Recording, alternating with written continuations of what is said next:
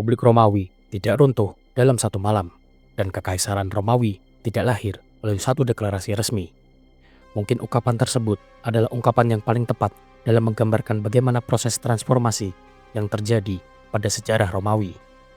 Runtuhnya Republik Romawi serta kelahiran Kekaisaran Romawi bukanlah sebuah peristiwa yang terjadi secara mendadak, melainkan sebuah proses panjang penuh intrik, kekerasan, dan perebutan legitimasi yang mengguncang pondasi politik Romawi selama 1 abad lamanya. Republik Romawi yang berdiri selama ratusan tahun seringkali dibanggakan sebagai sebuah sistem penyeimbang antara rakyat, senat, dan juga magistrat, namun perlahan-lahan berubah menjadi sebuah arena konflik dari para elit yang tak lagi dapat dikendalikan. Hal ini sendiri terjadi sejak akhir abad kedua sebelum Masehi, ketika Republik Romawi mulai mengalami serangkaian erosi dari dalam tubuh pemerintahannya. Kekuatan militer yang seharusnya tunduk kepada negara justru beralih kesetiaan kepada para jenderal yang ambisius. Figur-figur utama seperti Gaius Marius dan juga Lucius Cornelius Sulla membuka Pandora Box berbahaya di mana tentara digunakan untuk menekan politik domestik untuk kepentingan mereka sendiri. Senat pun kehilangan wibawanya, hukum menjadi sebuah alat kekuasaan serta kekerasan politik yang berubah menjadi hal lumrah yang terjadi dalam tubuh Republik Romawi. Krisis ini pun mencapai titik puncaknya ketika Julius Caesar menyeberangi sungai Rubicon, sebuah tindakan yang menandai pecahnya perang saudara secara terbuka dalam tubuh Republik Romawi. Meskipun tampil sebagai seorang pemenang, namun kemenangan Caesar tidak memulihkan Republik Romawi, malah justru mempercepat kehancurannya. Pembunuhan Caesar oleh kaum senator pada tahun 44 sebelum Masehi yang kerap kali dimaksudkan untuk menyelamatkan Republik Romawi justru menenggelamkannya lebih dalam ke dalam jurang kekacauan yang tak berujung. Dari puing-puing Republik Romawi inilah muncul generasi baru perebut kekuasaan, di mana perang saudara berikutnya mengantarkan Octavianus ke puncak dominasi setelah berhasil menyingkirkan semua rivalnya. Dengan cermat, ia mempertahankan simbol Republik Romawi sambil mengosongkan makna Republik itu sendiri, dan lantas menciptakan sebuah sistem baru yang berwajah lama namun berjiwa kekaisaran. Dari titik inilah Republik Romawi benar-benar mati, bukan melalui serangkaian deklarasi, melainkan melalui serangkaian rekayasa kekuasaan, dan dari kehancuran inilah lahir Kekaisaran Romawi, sebuah entitas politik baru yang akan mendominasi dunia Mediterania selama berabad-abad berikutnya. Pada sekitar tahun 44 sebelum Masehi, kondisi politik Romawi mencapai titik didih yang berujung pada sebuah peristiwa dramatis, yaitu pembunuhan Julius Caesar. Peristiwa ini sendiri bukan sekedar tindakan kekerasan individual, melainkan sebuah hasil dari serangkaian akumulasi ketegangan politik, ketakutan institusional, dan konflik kepentingan yang terjadi di jantung Republik Romawi. Setelah kembali dari kemenangan militernya, Julius Caesar memegang kekuasaan yang belum pernah terkonsentrasi kepada satu orang sejak pengusiran raja-raja Romawi. Ia pun kemudian diangkat sebagai seorang diktator perpetuo atau diktator seumur hidup, sebuah jabatan yang secara simbolis dan juga praktis melampaui batas tradisi yang telah berjalan di Republik Romawi. Meskipun secara formal lembaga-lembaga Republik masih berdiri seperti Senat serta Majelis Rakyat, namun keseimbangan kekuasaan kini telah bergeser secara signifikan ke tangan Caesar. Keputusan Caesar untuk menerima gelar serta kehormatan luar biasa tersebut lantas memicu kecemasan di kalangan aristokrasi senator. Banyak anggota Senat memandang tindakan tersebut sebagai sebuah ancaman secara langsung terhadap prinsip-prinsip dasar dari Republik Romawi, sebuah penolakan terhadap monarki pemerintahan. Penggunaan atribut simbolik seperti patung Caesar di antara para raja Romawi terdahulu serta kursi emas dalam persidangan lantas memperkuat kesan bahwa ia tengah mempersiapkan dirinya sendiri sebagai seorang raja de facto, meskipun secara resmi gelar Rex tidak pernah ia ambil serta gunakan. Di dalam Senat berkembang rasa terpinggirkan, di mana hal tersebut pun terjadi akibat kebijakan Caesar yang seringkali diputuskan secara sepihak ataupun disahkan secara formal tanpa persetujuan Dewan Senat. Para senator terutama dari kalangan optimates merasa kehilangan peranan politiknya dan melihat sebuah masa depan Republik Romawi yang kini berada di ambang kehancuran. Dari kondisi inilah muncul sekelompok konspirator yang menganggap pembunuhan Julius Caesar sebagai satu-satunya cara untuk memulihkan kebebasan di Republik Romawi. Tokoh-tokoh sentral dalam konspirasi tersebut adalah Marcus Junius Brutus dan juga Gaius Cassius Longinus. Cassius merupakan penggerak utama yang penuh kecurigaan serta kebencian politik terhadap dominasi Caesar. Brutus di lain sisi memiliki posisi yang lebih kompleks, di mana ia dikenal dekat dengan Caesar, namun juga mewarisi tradisi keluarga yang menentang tirani. Kehadiran Brutus dalam konspirasi tersebut lantas memberikan sebuah pembenaran terhadap rencana pembunuhan Caesar dan menjadikannya bukan sekedar komplotan ambisi pribadi, tetapi tindakan yang diklaim demi Republik Romawi.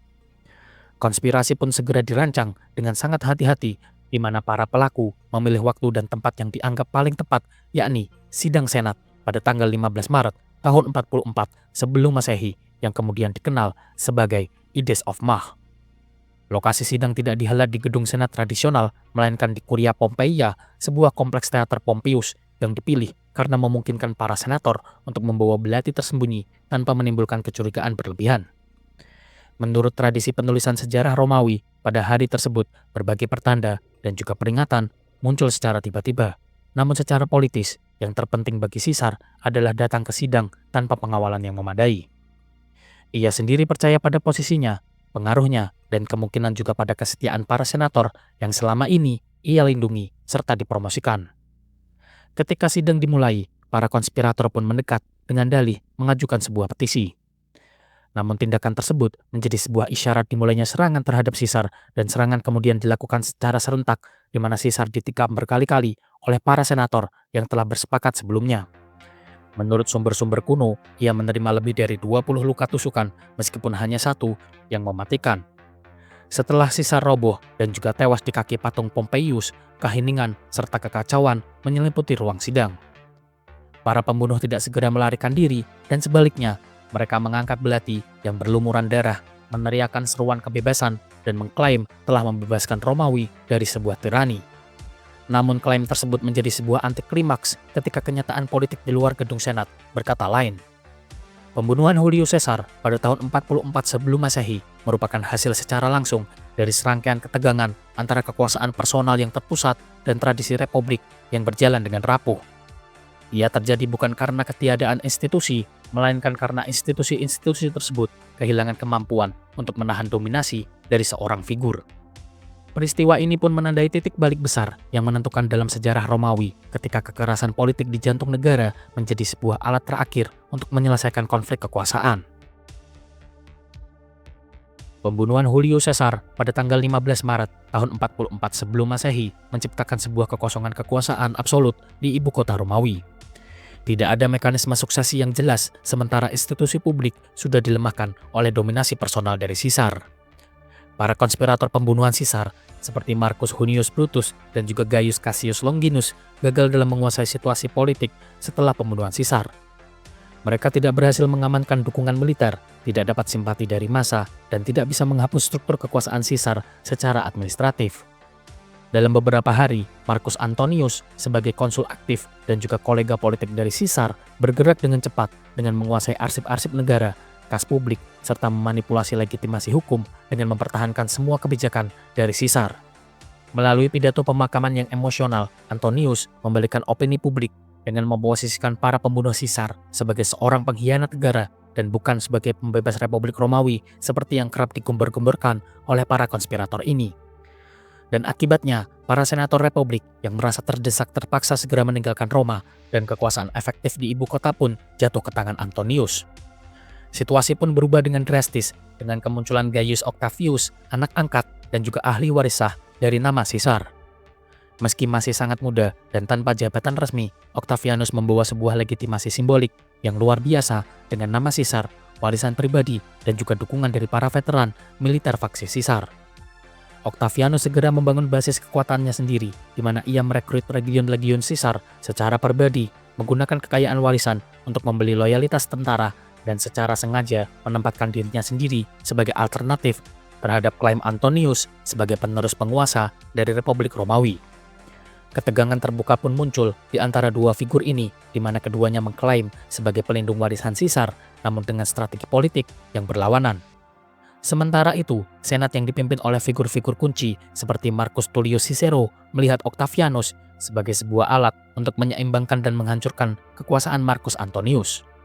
Sebagai seorang senat yang berpengaruh, Cicero lantas melancarkan rangkaian pidato Philippica yang mendiskreditkan Antonius sebagai seorang tiran yang baru. Roma pun kini terbelah menjadi 3 kekuatan utama, di mana Antonius, Octavianus, dan sisa-sisa faksi Republik di provinsi-provinsi timur.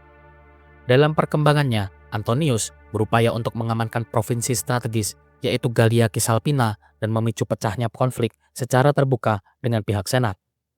Di lain sisi, Senat memanfaatkan posisi Octavianus dan lantas mengangkatnya secara luar biasa ke jabatan militer, meskipun di masa pengangkatannya, Octavianus masih muda dan belum memenuhi usia legal dalam menempati kedudukan penting di pihak militer. Republik pun kini secara terbuka mengandalkan kekuatan bersenjata non-tradisional untuk melawan konsul aktif dan menjadi sebuah tanda dari disintegrasi hukum Republik Romawi. Konflik bersenjata pun pada akhirnya pecah dalam rangkaian pertempuran di sekitar Mutina pada tahun 43 sebelum Masehi.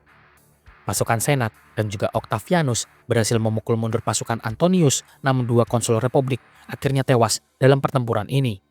Kemenangan ini menjadi sebuah paradoks karena secara militer, pasukan Senat dan Octavianus berhasil mengalahkan Antonius, tetapi secara politik berhasil menghancurkan kepemimpinan Republik Romawi itu sendiri. Dengan wafatnya para konsul yang menjadi motor terjadinya pertempuran Mutina, Octavianus lantas menjadi figur militer paling kuat di Italia. Namun setelah pertempuran Mutina, Senat yang merasa Octavianus sebagai batu penghalang kekuasaan mereka mulai berusaha untuk menyingkirkan Octavianus dan mengembalikan kendali secara penuh kepada Republik Romawi. Namun upaya ini pada akhirnya gagal dan Octavianus lantas menuntut konsulat karena peristiwa tersebut. Dan ketika tuntutan tersebut ditolak, ia pun lantas menggerakkan legionnya menuju kota Roma. Tanpa perlawanan berarti, ia terpilih sebagai seorang konsul pada usia yang terbilang belia, yakni 19 tahun, sebuah preseden yang menghancurkan sisa norma dari Republik Romawi itu sendiri. Di waktu yang bersamaan, Antonius yang melarikan diri ke barat lantas bergabung dengan Marcus Aemilius Lepidus yang menguasai pasukan besar di Gallia dan juga Hispania. Keseimbangan kekuatan pun kembali berubah dan kini terdapat 3 figur dengan kekuatan militer yang sebanding.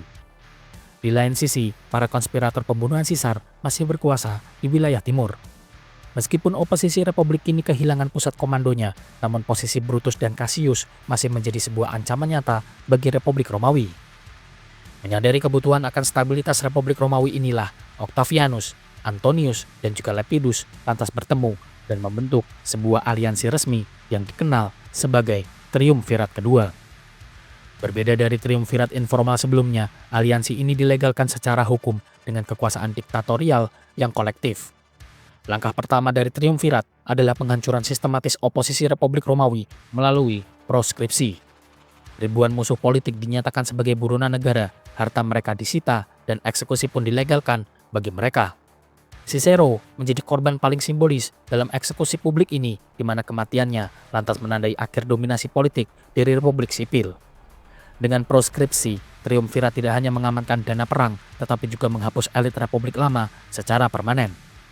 Kekuasaan Roma pun kini terpolarisasi secara total, bukan lagi antara Republik dan tirani, melainkan antara faksi-faksi militer personal. Meskipun tampak solid, namun triumvirat kedua sejak awal telah menyimpan benih-benih konflik yang akan memuncak pada perang berikutnya. Pembagian wilayah yang bersifat sementara dan penuh dengan kecurigaan menjadikan loyalitas tentara lebih tertuju kepada figur-figur individu daripada struktur kolektif. Tidak ada rekonsiliasi ideologis setelah terbentuknya triumvirat kedua, dan kenyataan yang terjadi hanyalah sebuah jeda dari konflik yang akan berkecamuk. Republik secara efektif telah runtuh sebagai sebuah sistem politik fungsional di mana perebutan kekuasaan pasca pembunuhan Caesar berakhir dengan satu realitas, yaitu kekuasaan Roma kini ditentukan oleh legitimasi militer, aliansi pragmatis, dan juga kekerasan politik yang terlembaga. Pada tahun 43 sebelum Masehi, kekuasaan militer dan politik Romawi terpecah di antara 3 figur utama, yakni Octavianus, Marcus Antonius, dan juga Marcus Aemilius Lepidus. Ketiganya membentuk triumvirat kedua, sebuah persekutuan resmi yang disahkan melalui hukum Lex Titia dengan mandat 5 tahun dan kewenangan luar biasa, yakni mengangkat pejabat, menguasai provinsi, dan mengerahkan tentara tanpa batasan republik. Sejak awal, koalisi ini bersifat fungsional, bukan bersifat ideologis, dan masing-masing pihak membawa kekuatan militer mereka sendiri, basis dukungan mereka sendiri, dan agenda personal yang memunculkan peluang terjadinya konflik di antara ketiganya. Pembagian wilayah pun pada akhirnya disepakati di antara ketiganya. Antonius menguasai wilayah timur, Octavianus menguasai wilayah barat, serta Lepidus yang menguasai wilayah Afrika, dan kesepakatan di antara ketiganya segera diikuti oleh serangkaian tindakan represif besar-besaran. Triumvirat melancarkan proskripsi, yakni daftar musuh negara yang hartanya berhak untuk disita dan bisa diadili kapan saja. Terdapat dua tujuan utama dari perilaku tersebut, yakni yang pertama, menyingkirkan lawan politik, dan kedua, mengumpulkan dana perang. Kekerasan politik pun meluas di Italia dan juga provinsi-provinsi lainnya yang pada akhirnya menciptakan sebuah ketakutan sekaligus pasukan logistik bagi kampanye militer yang akan berjalan berikutnya. Dengan sumber daya yang berhasil terkumpul, fokus pun beralih ke musuh eksternal utama triumvirat, yaitu sisa-sisa kekuatan republik yang masih bersenjata di wilayah timur. Pasukan triumvirat bergerak ke wilayah Makedonia menghadapi tentara republik yang dipimpin oleh Marcus Hunius Brutus dan juga Gaius Cassius Longinus. Konfrontasi ini pun memuncak dalam dua pertempuran besar di sekitar Filipi, di mana pada pertempuran pertama menghasilkan situasi penuh kebuntuan dan pada pertempuran kedua berakhir dengan kekalahan telak di kubu Republik. Kedua tokoh konspirator pembunuh Kaisar, yaitu Brutus dan Cassius pun pada akhirnya bunuh diri dan menandai berakhirnya perlawanan dari Republik bersenjata terorganisir. Namun kemenangan tersebut tidak mengakhiri perang saudara yang terjadi dalam tubuh Republik Romawi dan justru menggeser konflik tersebut ke dalam tubuh triumvirat itu sendiri. Pasca pertempuran Filipi, wilayah yang dikuasai oleh faksi Brutus dan Cassius lantas dibagi ulang. Antonius memperkuat dominasinya di timur untuk mengamankan pajak dan juga pasukan, sementara Octavianus kembali ke Italia dan menghadapi persoalan veteran perang yang menuntut hak-hak tanah. Ketegangan sosial meningkat ketika tanah warga disita untuk pemukiman para veteran yang memicu perlawanan politik bersenjata.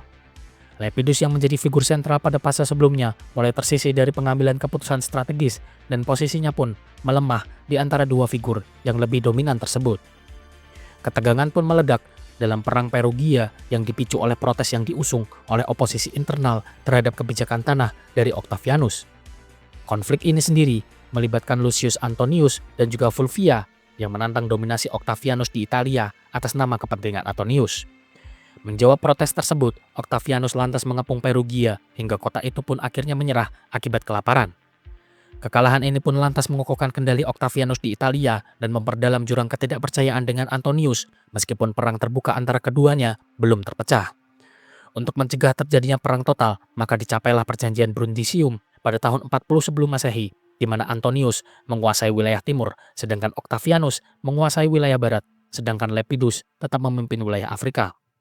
Setelah perjanjian tersebut, ketegangan pun mereda sementara dan pada akhirnya pada tahun 37 sebelum Masehi, perjanjian Tarentum pun memperpanjang triumvirat dan menyepakati pertukaran sumber daya di mana Antonius menerima armada kapal perang serta Octavianus yang menerima sejumlah besar pasukan. Namun keseimbangan ini berjalan dengan rapuh dan sangat bergantung kepada kepatuhan personal di antara dua tokoh besar ini yang kemudian segera runtuh karena beragam faktor. Antonius memusatkan kekuatan di timur dan menjalin hubungan politik serta personal dengan Cleopatra ke-7. Cleopatra sendiri adalah istri dari mendiang Kaisar dan merupakan pemimpin politik dari dinasti Mesir kuno. Kampanye militernya di kawasan timur menyedot sumber daya yang besar, sementara kebijakannya memberikan wilayah dan gelar kepada anak-anak Cleopatra yang justru menimbulkan kecurigaan di pihak Romawi. Octavianus pun lantas memanfaatkan situasi tersebut untuk membangun sebuah narasi politik, yakni Antonius digambarkan mengkhianati kepentingan Romawi demi politik timur. Polarisasi opini publik pun kian tajam di antara kedua kekuatan utama di Republik Romawi tersebut. Dalam konflik yang terpisah di Sisilia melawan Sextus Pompeius, Lepidus berusaha untuk memperluas pengaruhnya. Upaya ini pada akhirnya menemui kegagalan di mana pasukannya justru beralih kesetiaan kepada Octavianus. Lepidus pun pada akhirnya dipaksa untuk menyerahkan diri dan disingkirkan dari kekuasaan efektif di mana situasi tersebut lantas menyisakan dua kekuatan utama yakni Octavianus dan juga Antonius. Sejak saat itu, perang saudara berubah menjadi duel terbuka yang tak terhindarkan lagi. Octavianus mengintensifkan perang politik di mana dokumen-dokumen termasuk wasiat dari Antonius diekspos ke publik untuk melemahkan legitimasi dari lawannya. Senat Romawi yang berada di bawah pengaruh Octavianus mencabut kekuasaan Antonius dan menyatakan perang kepada Mark Antony dan juga Cleopatra, sebuah langkah simbolik untuk menghindari citra perang saudara antara sesama Romawi. Blok-blok kekuatan militer pun segera disiapkan dan armada laut pun menjadi penentu peperangan. kedua belah pihak memusatkan armadanya di wilayah Yunani Barat. Konfrontasi menentukan terjadi di Actium, di mana armada Octavianus yang dipimpin oleh Marcus Vipsanius Agrippa, sementara Antonius memimpin koalisi Romawi Mesir. Pertempuran laut pun berlangsung dengan sangat sengit, meskipun jalannya perang ini terkesan tidak seimbang secara strategis. Manuver Agrippa lantas memutus suplai dan memaksa armada Antonius untuk bertempur dalam kondisi yang sangat buruk. Manuver yang Agrippa lakukan pada akhirnya terbukti berhasil, dan dua tokoh kunci pada konflik ini pun memilih untuk menarik mundur pasukannya. Pasca pertempuran Actium, kekuatan Antonius pun runtuh secara beruntun dan kota-kota timur pun mulai berpaling, di mana pasukan memilih untuk membelot dan jalur logistik pun pada akhirnya terputus. Octavianus lantas bergerak ke wilayah Mesir, pusat kekuatan terakhir dari lawan-lawan politiknya, di mana kekalahan militer berlanjut tanpa perlawanan efektif yang berarti. Dengan itu, fase bersenjata yakni perang saudara Romawi yang dimulai sejak tahun 43 sebelum Masehi mencapai penentuan mutlak di tangan Octavianus. Setelah seluruh rival politik tersingkir dan kekuatan bersenjata berada di bawah kendalinya, Octavianus pun menghadapi persoalan mendasar, yaitu bagaimana memegang kekuasaan absolut tanpa terlihat sebagai seorang tiran ataupun raja, dua konsep yang secara ideologis ditolak keras oleh tradisi politik Romawi. Solusi yang ia bangun bukanlah penghapusan institusi lama, melainkan penguasaan total atas dirinya.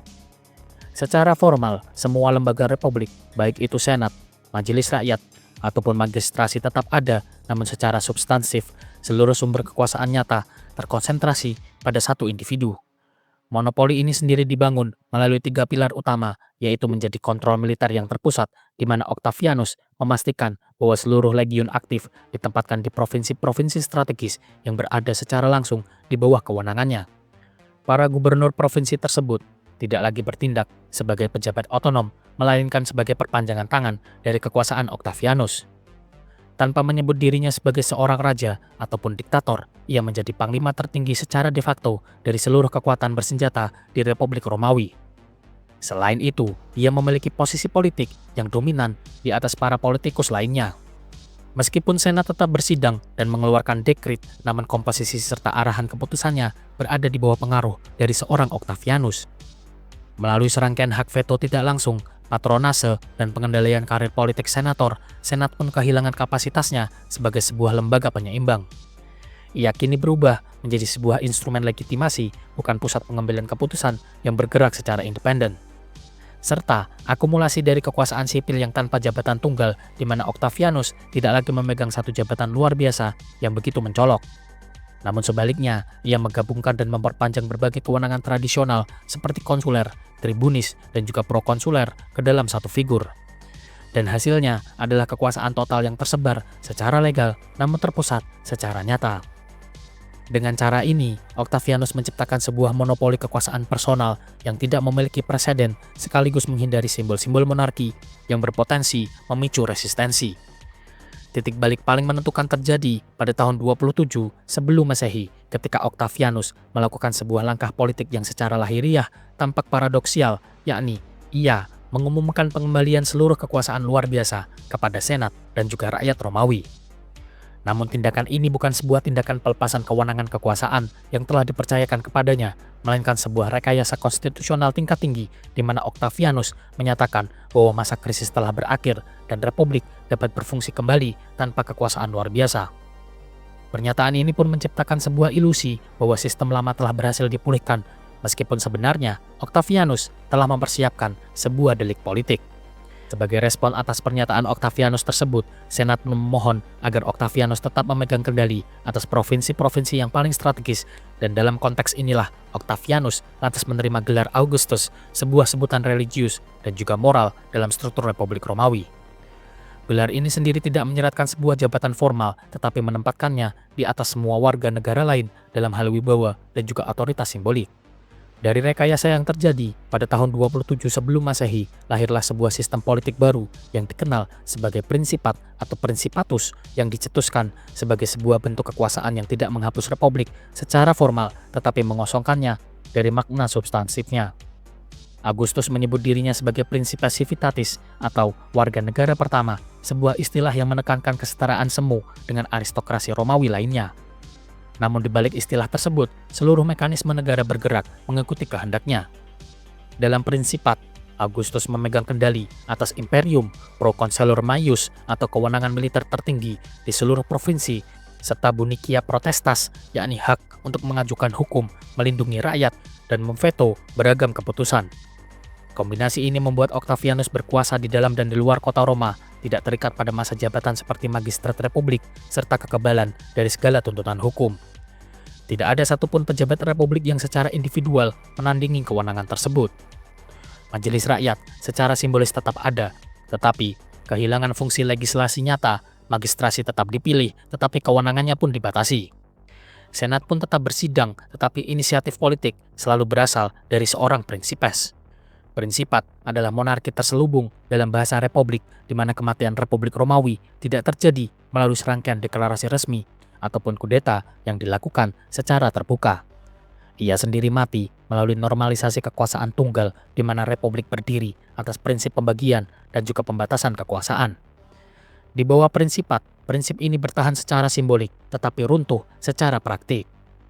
Seluruh stabilitas politik kini pun bergantung kepada satu figur, dan keputusan strategis, militer, serta administratif tidak lagi dihasilkan dari perdebatan kolektif, melainkan dari kehendak Prinsipat itu sendiri.